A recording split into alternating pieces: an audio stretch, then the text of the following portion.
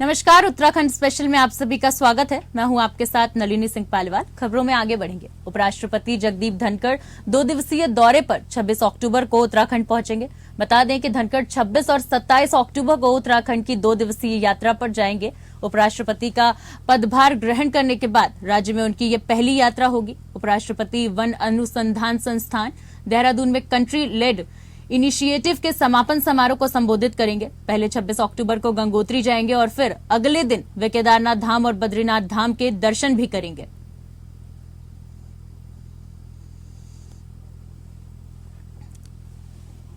देखिए, पहले 26 अक्टूबर को गंगोत्री जाएंगे उपराष्ट्रपति और उसके बाद अगले दिन वे केदारनाथ धाम और बद्रीनाथ धाम के दर्शन भी करेंगे। इससे पहले उपराष्ट्रपति वन अनुसंधान संस्थान और देहरादून में कंट्री लेड इनिशिएटिव के समापन समारोह को संबोधित करेंगे। उसके बाद 26 अक्टूबर को गंगोत्री जाएंगे और फिर अगले दिन केदारनाथ धाम, बद्रीनाथ धाम के दर्शन भी करेंगे।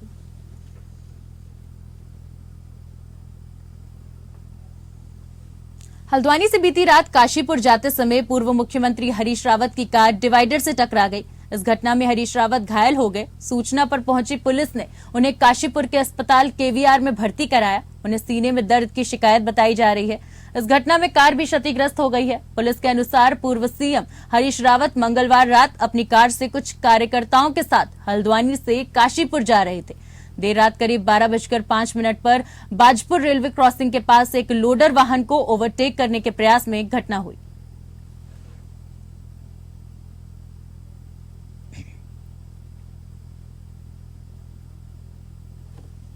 निजी दौरे पर परिवार समेत उत्तराखंड पहुंचे पूर्व सीएम अखिलेश यादव ने देवप्रयाग संगम पर मां गंगा की पूजा अर्चना की। उन्होंने प्राकृतिक सौंदर्य का आनंद लेते हुए दोबारा देवप्रयाग आने की बात कही। अखिलेश यादव ने लोगों के निवेदन पर उनके साथ सेल्फी भी ली। उन्होंने पत्नी सांसद डिंपल यादव और परिवार के अन्य सदस्यों के साथ संगम पर पूजा अर्चना कर मां गंगा का आशीर्वाद लिया। बताया जा रहा है कि अखिलेश यादव केदारनाथ, बद्रीनाथ दर्शन के लिए जा सकते हैं। अखिलेश यादव परिवार समेत देवप्रयाग संगम पर पहुंचे हैं।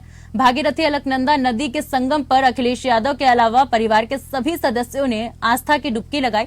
स्नान के बाद तीर्थ पुरोहित पंडित हजारी लाल भट्ट ने सभी को मां गंगा की पूजा कराई। इस दौरान अखिलेश यादव से मिलने के लिए स्थानीय लोगों की भीड़ लग गई।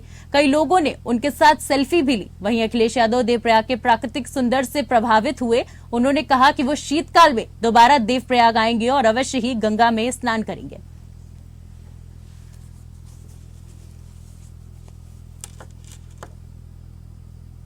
उत्तराखंड में छात्र संघ चुनाव की तारीख का ऐलान हो गया है। उच्च शिक्षा निर्देशालय ने इसका आदेश जारी कर दिया। आदेश के मुताबिक प्रदेश भर में कॉलेजों में एक ही दिन चुनाव संपन्न किए जाएंगे। बता दें कि हाल ही में उच्च शिक्षा मंत्री डॉक्टर धन सिंह रावत ने जल्द से जल्द चुनाव कराने के निर्देश दिए थे, जिसके बाद उच्च शिक्षा निर्देशक डॉक्टर सीएस सूंठा ने सभी शासकीय और अशासकीय कॉलेज के प्राचार्यों को चुनाव कराने के आदेश भेज दिए।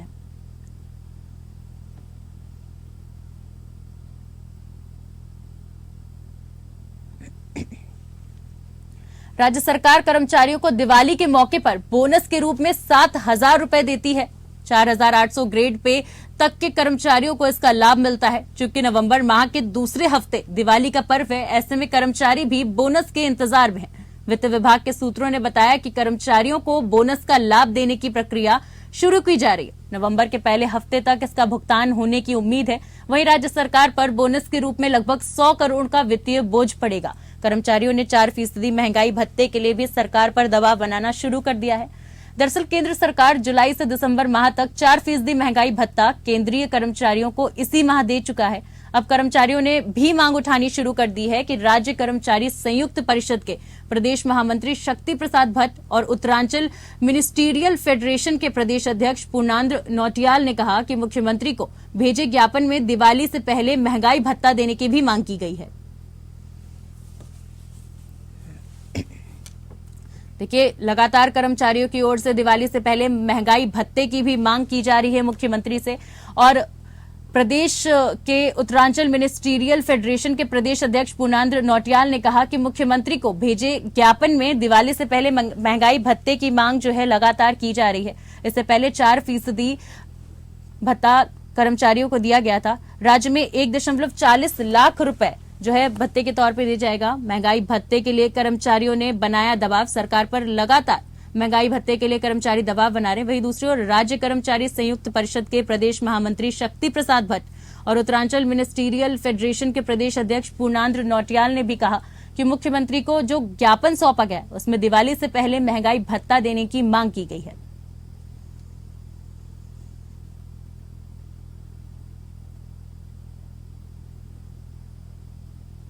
हरिद्वार पुलिस के हाथ बड़ी कामयाबी लगी है। पुलिस ने पटवारी जेई परीक्षा प्रश्न पत्र लीक मामले में लंबे समय से फरार चल रहे आरोपी को गिरफ्तार कर लिया।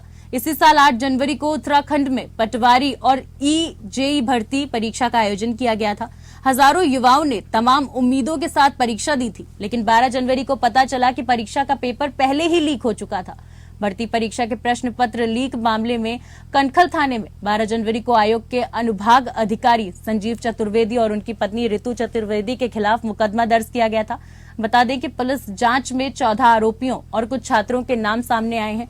इस मामले में आरोपी अनिल कुमार उर्फ अनिल तेजस्वी निवासी गढ़वाला थाना फतेहपुर जिला सहारनपुर फरार चल रहा है। मंगलवार को हरिद्वार पुलिस ने उसे गिरफ्तार कर लिया। पुलिस पूर्व में भी उसे गिरफ्तार करने के लिए कई बार फील्डिंग सजा चुकी है, लेकिन आरोपी हालिया और ठिकाने बदल बदल कर पुलिस की आंखों में धूल झोंकता रहा है। उसकी गिरफ्तारी के लिए कोर्ट ने कुर्की वारंट भी जारी कर दिया था।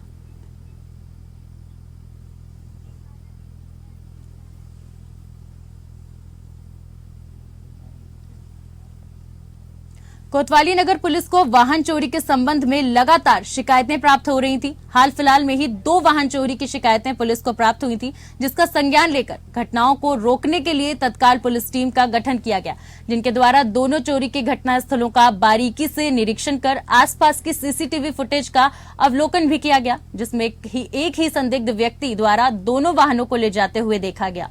पुलिस टीम द्वारा मुखबिर की सूचना पर घटना में संलिप्त व्यक्ति को चोरी की गई स्कूटी के साथ बन्नू स्कूल ग्राउंड के पास से गिरफ्तार किया गया, जिसके द्वारा पूछताछ में पल्सर मोटरसाइकिल को भी चोरी करना बताया। गिरफ्तार व्यक्ति की निशानदेही पर बद्रीश कॉलोनी से बरामद की गई।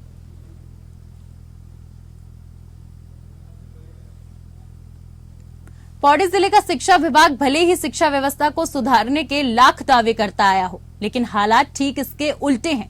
यहाँ नैनी डांडा विकास खंड में हल्दूखाल का राजकीय प्रशासनिक विद्यालय और संकुल संसाधन केंद्र दोनों जर्जर हालत में हैं, लेकिन 7 साल बीत जाने के बाद भी शिक्षा विभाग ने जर्जर भवनों की हालात सुधारने की कभी भी जहमत तक नहीं उठाई।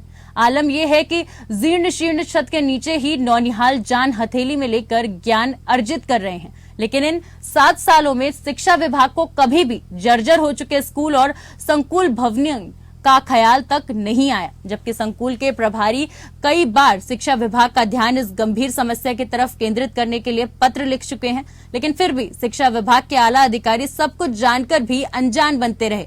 प्राथमिक विद्यालय के साथ संकुल संसाधन केंद्र की छत और दीवार इतनी खोखली हो चुकी है कि कभी भी यहाँ कोई बड़ा हादसा हो सकता है, और इसी डर से साए में छात्र भी, लेकिन फिर भी शिक्षा अधिकारी मानो कुंभकर्ण नींद सो रहे हैं। मामला प्रभारी जिला शिक्षा अधिकारी के समक्ष रखने के बाद भी प्रभारी जिला शिक्षा अधिकारी ने स्कूल और संकुल संसाधन केंद्र की हालात जल्द सुधारने का आश्वासन दिया है।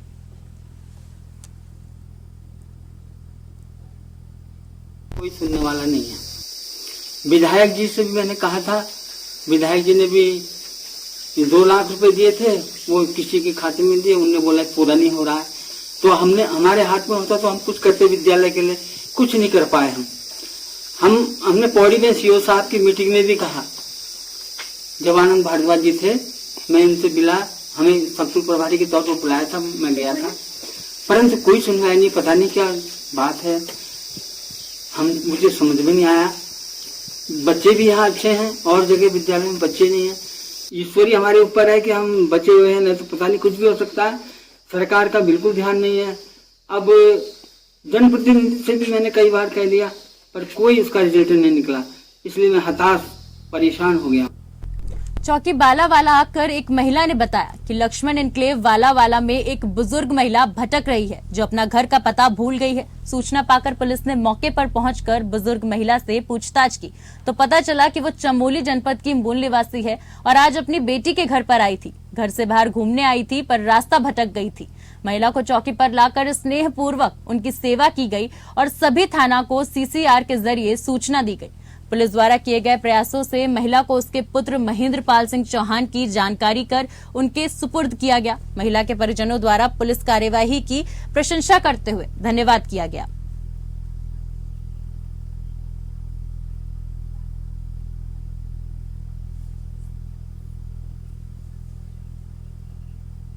कोविड काल के दौरान विभिन्न अस्पतालों में अपनी सेवाएं दे रहे संविदा कर्मचारी पिछले 4 माह से देहरादून स्थित एकता विहार में धरने पर बैठे हुए हैं, जिसमें तमाम कर्मचारी लगातार अपनी पुनर्नियुक्ति की मांग कर रहे हैं, लेकिन अब तक बेरोजगार बैठे कर्मचारियों को नियुक्ति नहीं मिल पाई है। लंबे समय से बैठे कोविड कर्मचारियों ने आखिरकार धरना स्थल से ही राज्यपाल को खून से लिखा एक पत्र भेजा है, जिसमें उन्होंने अपने लिए इच्छा मृत्यु की मांग की है। आपको बता दें कि कोविड महामारी के समय प्रदेश के विभिन्न चिकित्सालयों में pharmacist, staff nurse, oxygen plant technician, data entry operator, ward boy, ward girl के पदों पर नियुक्तियां की गई थी, लेकिन कोविड महामारी समाप्त होने के उपरांत सभी कोविड कर्मचारियों की सेवा समाप्त कर दी गई, जिसके बाद से लगातार सभी कर्मचारी आंदोलन की राह पकड़े हुए हैं।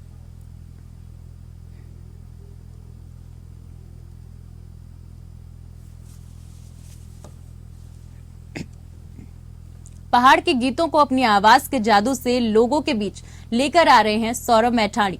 अपने गीतों से लोगों को मंत्र मुक्त कर देने वाले सौरभ मैठाणी इन दिनों अपनी नई एल्बम को लेकर चर्चाओं में हैं और उनकी नई एल्बम के गीत को लोगों द्वारा बहुत पसंद किया जा रहा है। पहाड़ी गीतों से अपनी पहचान बनाने वाले सौरभ मैठाणी से हमारे संवाददाता द्वारा खास बातचीत की गई। एक कार्यक्रम में पहुंचे सौरभ मैठाणी ने बताया कि उनके गीतों को खूब पसंद किया जा रहा है और वे पहाड़ की संस्कृति और सभ्यता के अनुसार ही गीतों को लोगों तक पहुंचाते हैं।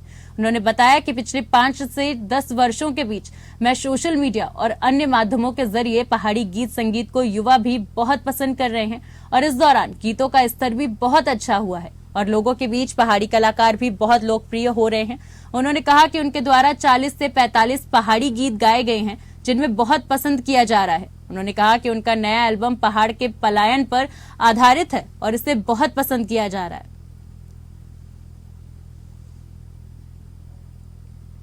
बड़ा अच्छा लग रहा है और पिछले 10 सालों से मैं भी इस लोक संस्कृति के क्षेत्र में कार्य कर रहा हूँ। जैसे अभी मैं जब बैठा हुआ था तो हमारे पेटवाल जी पूछ रहे थे कि संगीत में आनंद है या संघर्ष ज़्यादा है, तो इस हिसाब से मुझे लगता है कि पिछले 10 वर्षों में, पिछले 5 वर्षों में बहुत उन्नति हमारे लोक संस्कृति के गीतों ने की है, नृत्यों ने की है। जो हमारे एल्बम्स होते थे, जो हमारी वीडियो होती हैं, मैं एज अ आर्टिस्ट के व्यू से कह रहा हूँ और एज अ पब्लिक के व्यू से भी ये कह रहा हूँ कि मैं अनेकों कार्यक्रम में जाता हूँ महीने भर में। तो जितने भी स्कूल के बच्चे होते हैं या जो नई जनरेशन है, जो 15 से 30-35 के जो युवा हैं, वो पहले इन चीज़ों से कम कनेक्ट रहते थे, पर जब से मैं देख रहा हूँ कि तमाम प्रकार के कलाकारों के स्टेज शोज होते हैं या न्यूज़ पोर्टलों के माध्यम से कार्यक्रम होते हैं या वो हमारी यूट्यूब पर एल्बम्स देखते हैं, तो उससे काफ़ी जो युवा पीढ़ी है वो लोक संगीत से भी कनेक्ट हो रही है और ये हमारे उत्तराखंड के लिए बहुत अच्छी बात है। परिवहन विभाग द्वारा लगातार जन जागरूकता एवं सड़क सुरक्षा अभियान चलाया जा रहा है। कुछ दिन पहले विभाग ने स्कूल बस के ड्राइवर को ट्रेनिंग दी थी, साथ ही उनको ट्रैफिक नियमों के प्रति जागरूक किया था। इसी कड़ी में अब परिवहन विभाग फूड डिलीवरी बॉय को ट्रेनिंग देने जा रहा है, जिसमें परिवहन विभाग द्वारा एक्सपर्ट्स के जरिए फूड डिलीवरी बॉय को सड़क सुरक्षा एवं ट्रैफिक नियमों के बारे में जागरूक किया जाएगा। इसी पर जानकारी देते हुए आरटीओ परिवर्तन शैलेश तिवारी ने कहा, ड्राइविंग करते वक्त का डिलीवरी बॉय को किस तरह की सावधानियां बरतनी चाहिए, इसको लेकर ये ट्रेनिंग प्रोग्राम किया जा रहा है। साथ ही इसमें फूड डिलीवरी बॉय के हेलमेट एवं गाड़ियां भी चेक की जाएंगी।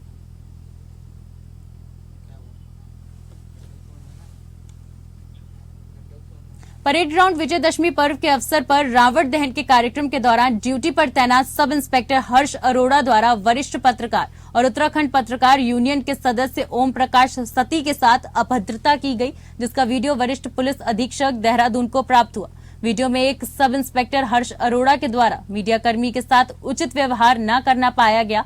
इस वीडियो का संज्ञान लेते हुए वरिष्ठ पुलिस अधीक्षक देहरादून अजय सिंह द्वारा इस मामले की जांच क्षेत्राधिकार डालनवाला को सौंप दी है। वहीं रावण दहन के आयोजित कार्यक्रम के दौरान एक ऐसा वाकया हुआ जिससे लोग भड़क गए और मीडिया कर्मी के साथ अभद्र व्यवहार करने पर देहरादून एसएससी ने उप निरीक्षक हर्ष अरोड़ा को लाइन हाजिर कर दिया।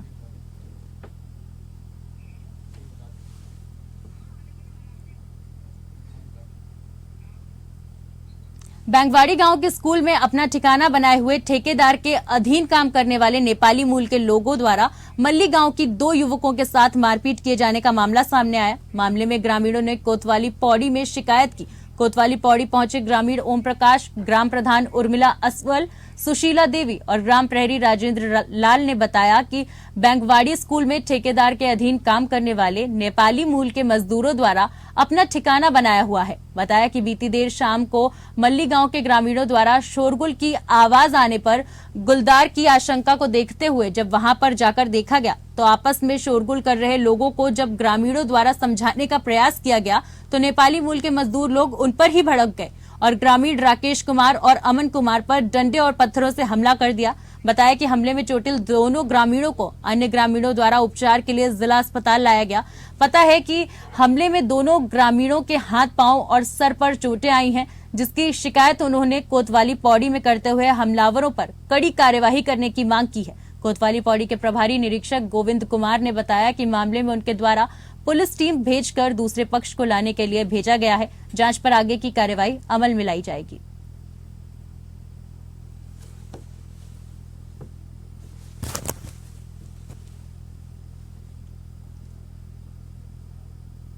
एसटीएफ को एक बड़ी सफलता हाथ लगी है। दुष्कर्म का आरोपी और 50,000 के इनामी को एसटीएफ ने गिरफ्तार किया। एसटीएफ एसएसपी आयुष अग्रवाल ने बताया कि आरोपी लंबे समय से फरार चल रहा था, जिस पर आईजी गढ़वाल ने 50,000 का इनाम भी रखा था।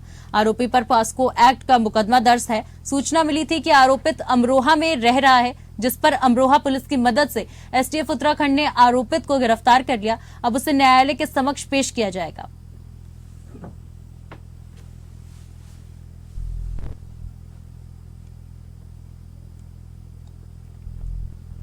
फिलहाल के लिए मेरे साथ इस बुलेटिन में बस इतना ही। नमस्कार।